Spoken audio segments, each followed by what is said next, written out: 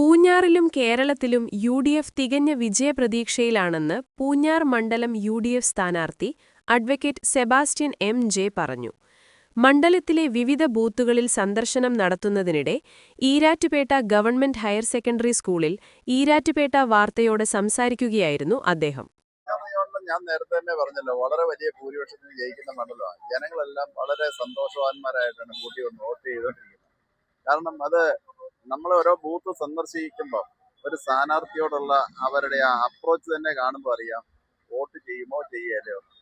ഭൂരിപക്ഷം വരുന്ന ജനം വളരെ വലിയ സന്തോഷത്തോടുകൂടി ഭരണ സംവിധാനത്തെ ഇറക്കി വിടാൻ അതൊരു വോട്ടായി എനിക്ക് തികച്ചും ആത്മവിശ്വാസം തന്നെയാണ്. 100% ആത്മവിശ്വാസം.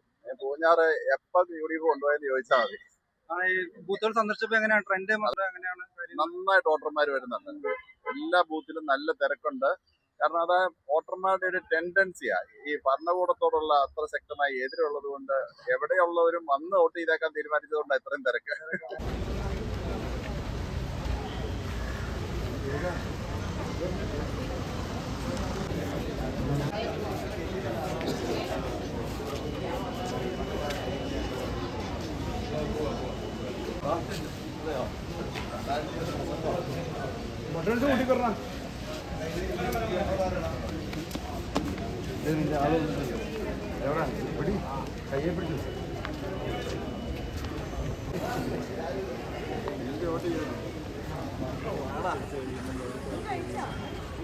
നേരത്തെ ദിവസം നമ്മളോട്